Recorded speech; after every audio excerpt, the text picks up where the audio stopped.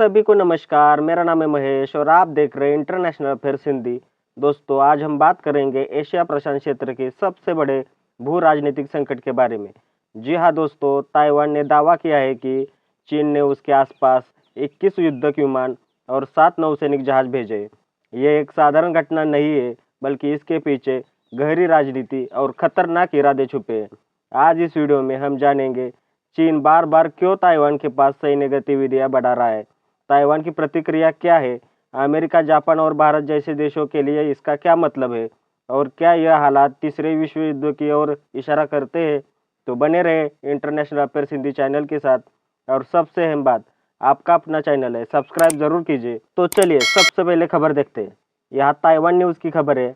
यहाँ लिखा है, Taiwan tracks 21 Chinese military aircraft and 7 naval vessels. मतलब यहाँ लिखा है, ताइवान ने 21 चीनी सैन्य विमान और 7 नौसैनिक जहाज़ों का पता लगाया। यहाँ भी आप देख सकते हैं, द ट्रिब्यून की खबर है, Taiwan detects 21 Chinese aircraft 7 naval vessels near it's territory.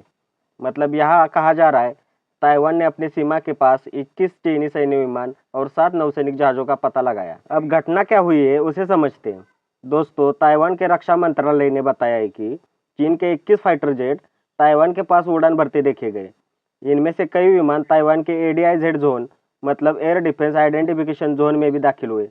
साथ ही साथ 7 नौसैनिक जहाज भी ताइवान के पास गश्त करते मिले। ताइवान ने तुरंत अपनी सेना को अलर्ट किया, अपने लड़ाकू विमान आसमान में भेजे, नौसैनिक जहाज पानी में उतारे और अपना एयर डिफेंस सिस्टम भी एक्टिव कर दिया। इसे अब ऐसे समझिए जैसे कोई बड़ा देश बार बार आपकी सीमा के पास आकर हथियार दिखाए और आप स्टैंड बाय रहने के अलावा कुछ ना कर सके। ऐसा ही ताइवान के साथ हो रहा है। अब इस ताइवान चीन विवाद की पार्श्वभूमि क्या है उसे समझने की कोशिश करते हैं। दोस्तों, ताइवान और चीन का विवाद बहुत पुराना है।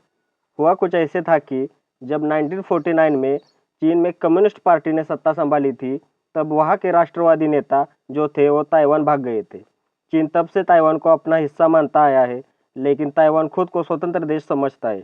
चीन ने ताइवान को कभी भी स्वतंत्र राष्ट्र नहीं माना। अमेरिका और पश्चिमी देश ताइवान को अप्रत्यक्ष रूप से समर्थन देते रहते हैं, हथियार भी बेचते हैं। दोस्तों, जरा सोचो, एक ही परिवार के दो भाई झगड़कर अलग हो जाए, उसमें से एक भाई कहे कि अरे तुम अभी भी मेरे घर के हिस्से हो, जबकि दूसरा भाई कहता रहे मैं अब स्वतंत्र हूँ। यही चीन ताइवान का मामला है। यह सब तो ठीक है, लेकिन अब चीन की रणनीति और मकसद क्या है उसे कुछ पॉइंट्स के जरिए समझते हैं। पहला पॉइंट है, ताइवान पर दबाव बनाना। चीन बार बार सैन्य अभ्यास करके और लड़ाकू जहाज भेजकर ताइवान को डराना चाहता है, ताकि ताइवान दुनिया से दूरी बनाए और चीन के सामने झुक जाए। दूसरा पॉइंट है, अमेरिका और पश्चिमी देशों को चेतावनी देना। चीन दिखाना चाहता है कि अमेरिका और जापान ताइवान का साथ देंगे तो वो खुलकर टकराव करने के लिए भी तैयार है। तीसरा पॉइंट है कि वन चाइना पॉलिसी को मजबूती देना। चीन लगातार यह साबित करना चाहता है कि ताइवान उसका हिस्सा है और चाइना उसे अलग देश मानने की इजाज़त कभी नहीं देगा। चौथा पॉइंट है, आंतरिक राजनीति और ताकत दिखाना। चीन के राष्ट्रपति शी जिनपिंग अपनी जनता को दिखाना चाहते हैं कि वो मजबूत नेता है, और साथ ही साथ घरेलू समस्या से लोगों का ध्यान हटाने के लिए बाहरी दुश्मन पर फोकस करना। पांचवा पॉइंट है, सैन्य अभ्यास की आड़ में असली तैयारी।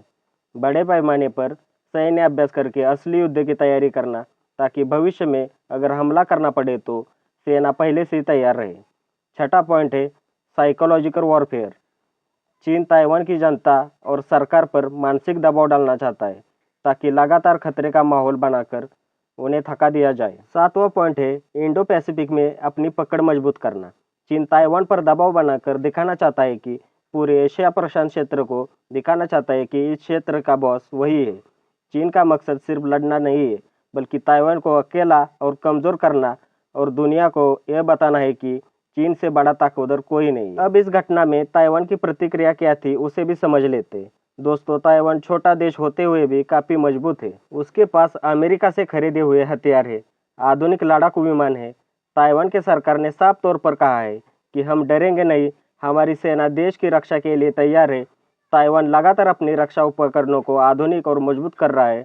अब ऐसे कहा जा सकता है कि ताइवान का आकार छोटा है, लेकिन अगर कोई उस पर हमला करे तो वापस ताइवान पलटवार कर सकता है। अब अमेरिका और सहयोगी देशों की भूमिका क्या है उसे भी कुछ पॉइंट्स के जरिए समझते हैं। पहला पॉइंट है, ताइवान को सैन्य मदद। अमेरिका ताइवान को आधुनिक हथियार देता है, जैसे लड़ाकू विमान, मिसाइल डिफेंस सिस्टम, राडार। हाल ही में अमेरिका ने अरबों डॉलर की डिफेंस डील ताइवान के साथ की है। दूसरा पॉइंट है राजनीतिक समर्थन। अमेरिकी नेता और सांसद ताइवान जाकर खुलेआम समर्थन दिखाते हैं। यह चीन को चिढ़ाता है क्योंकि वह ताइवान को स्वतंत्र देश मानने से इनकार करता है। तीसरा पॉइंट है नौसैनिक उपस्थिति। अमेरिका अपने नौसैनिक बेड़े को ताइवान स्ट्रेट और साउथ चाइना सी में भेजता है।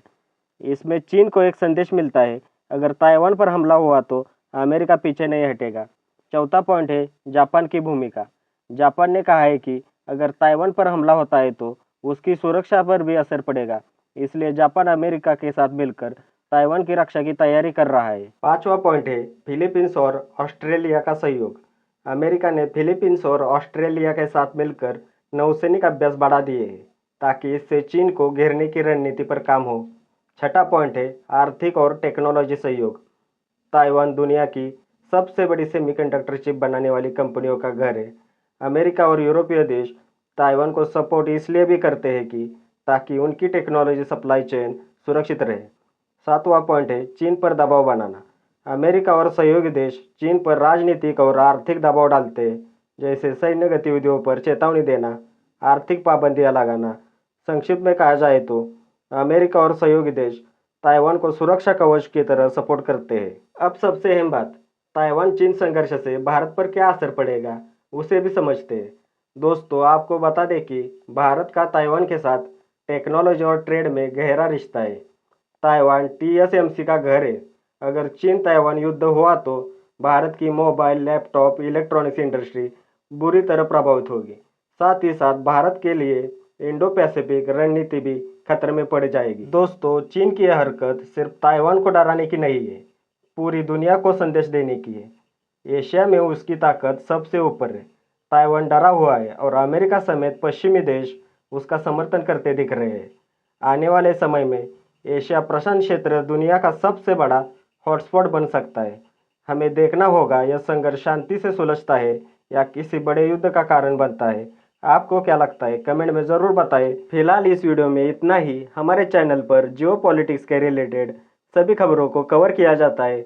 एक बार चैनल की प्लेलिस्ट ज़रूर चेक कीजिए और इंटरनेशनल अफेयर्स हिंदी चैनल को सपोर्ट कीजिए।